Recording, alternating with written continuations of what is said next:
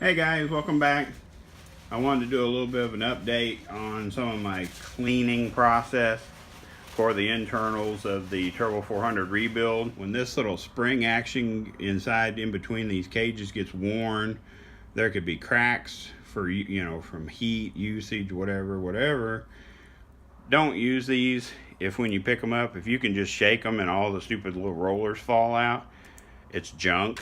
So basically today I went and checked the mailbox and my new one came in because I knew I was going to need one. In the high performance rebuild, they recommend that you use a spiral lock in the place of that snap ring that holds your direct drum actually it holds your sprag assembly to the drum, because apparently at higher RPM that little snap ring can, I guess it's called centrifugal force, or the inertia can actually cause that little clip to open up and come off. Go to the Crankshaft Coalition website, Turbo 400 build or whatever, and it'll have this information about this spiral lock that replaces that little seat. This is where I'm at.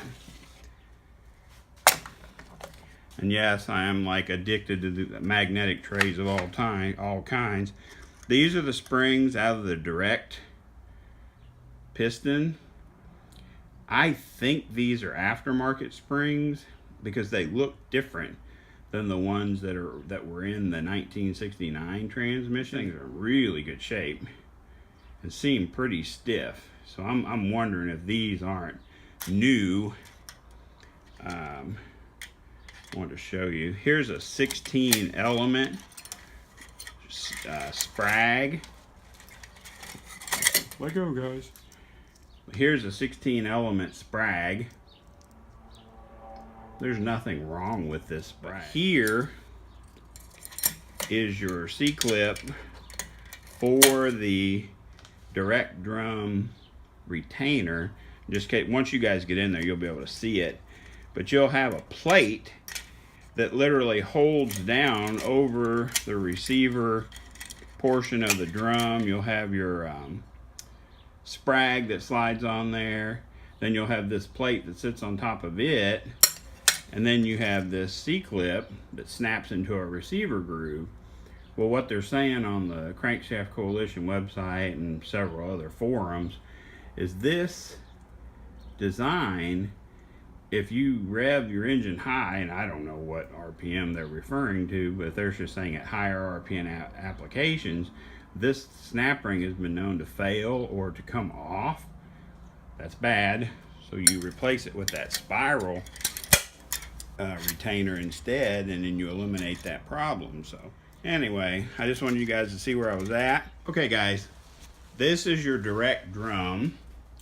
What you're going to look for on this side of it, let me get this cleaned off a little bit, is this receiver area here.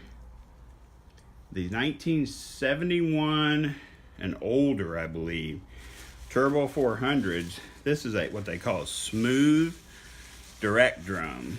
And what that does is it allows you to run a 16, you can easily run a 16 or a 34 element sprag.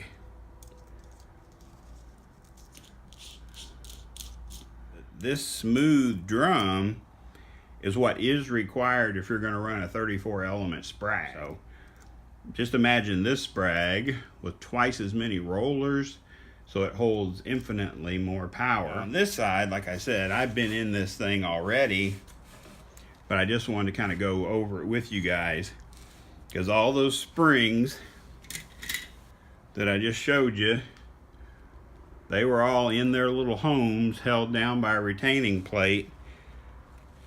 I just had gotten ahead of myself and didn't put it all on video, but I wanted you guys to see when you pull this apart. Okay, first of all, you can kind of get an idea how tight this clutch is by whether it'll spin or not. Because if you can easily spin the clutches in your pack, then you've got, some clearance. If that thing is so tight that you can't get those to turn, you know, that might work in a tow truck application, but that's not a good idea for a performance application. So here's what's interesting. These clutches did not seem particularly burnt, but some of the frictions in here were absolutely garbage. They got really bad hot spots on them. But when you pull these apart, you'll see you have a snap ring. Right here's the gap in the snap ring. When you pull this apart, you know, don't be acting like you're gonna hurt anything. Go from your snap ring back about 2 lugs, get a hold of that snap ring, pop it out, and once you get your screwdriver in it, pull it. Pull around the circumference, that thing just falls out. It's not a big deal. So, you can sit here and try to dig all this crap out of here, but it's actually a pain in the butt sometimes. The best way to get your pack out, flip it over, this thing upside down, and get your clutch pack out of there. And that way you're not sitting there fighting with those things, you know, trying to get them out. So what I wanted to show you is when you pull this thing apart and get your clutch pack out, the first thing you're gonna, now keep in mind, your center piston will not fall out with your clutch pack when you first pull it apart. Because when you first pull your apply piston, or sorry, when you first pull your retaining ring and your pressure plate, because this is actually referred to as a pressure plate, see how thick it is? When you first pull that retaining ring and pressure plate off, your apply piston will be held into the bore with the lip seals.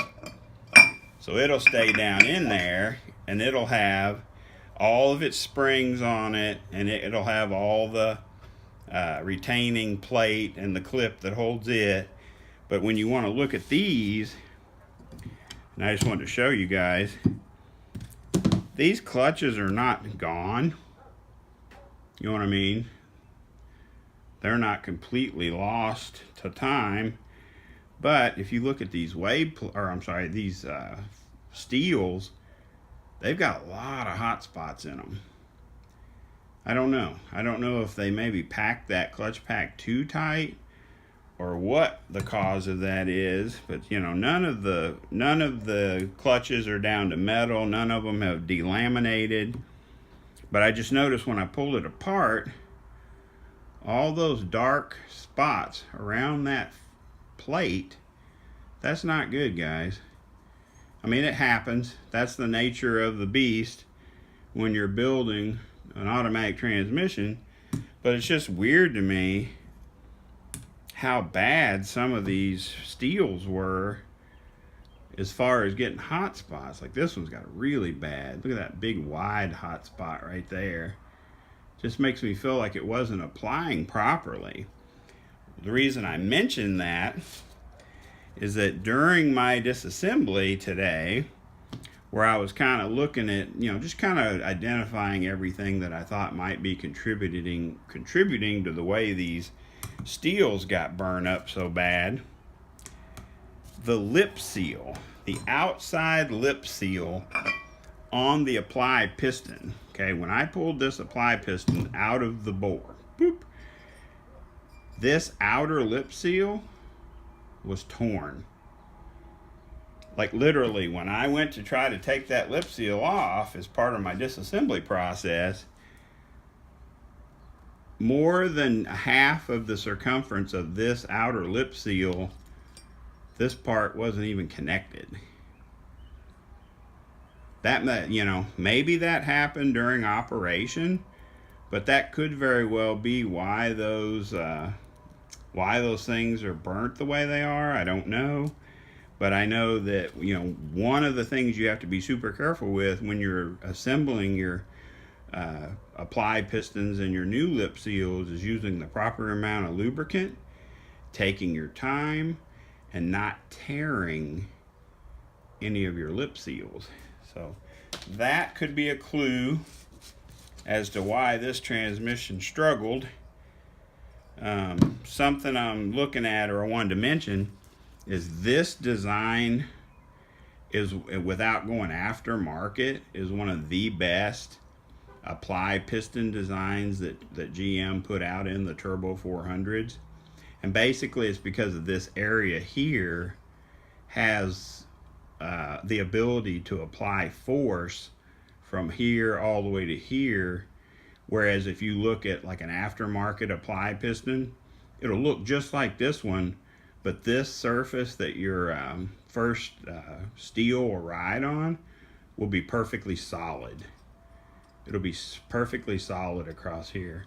And then if you go online and do some research on the Turbo 400 apply pistons, you'll see the other versions that don't have as much support in this area, which they recommend not using for a performance rebuild.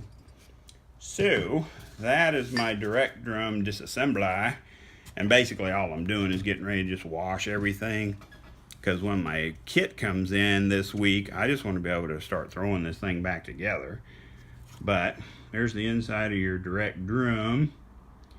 Nothing major going on there. The outside is smooth, no scoring, no gouging, no burnt areas. The only thing that I'm questioning right now is that part of the build spec sheet on the Crankshaft Coalition website, they don't mention adding any kind of an oil relief hole in the bottom of the drum. But I notice a lot of the guys that are building the 4L80Es with the dual fed direct clutches, for some reason they're saying that the drum right here in the bottom, like right in the bottom, not on the sides, because your clutches have to be able to slide freely up and down on this surface here, but in the bottom right there, they recommend drilling like a 1/16, it's either a 1/16 or up to an 1/8 inch hole to give, I guess it's to give the fluid behind your apply piston a place to kind of leak out. I don't know, I think it's for quicker release on gear changes and stuff like that. I don't know. I'm still doing some research to kind of quantify whether I need to add that little drain hole to the drum, because the instructions say that the drum and the apply piston should have one. Does that mean both should have their own drain hole, or what? And also, if you look at this thing, above that lower area from the clutch pack, there is a drain hole, but it's not in the bottom of this thing. So I'm like, okay, is that enough of a drain hole to suffice? There's one there, and 180 degrees apart there's another one there, but that actually drains from the clutch pack itself. See, it's at the bottom of one of those little registers or lugs. I don't know. Is that going to do the same thing as adding a hole to the bottom? I don't know. I'm going to have to do some research on that. The ply piston already has a check ball relief right here. If I see that. See that little check ball? You might be able to hear it rattling. So I've got the release or the drain in the applied piston. I just don't know for sure if I'm going to have to add one to that drum. Do I need to go ahead and pop a little 1/16 hole in the bottom of that?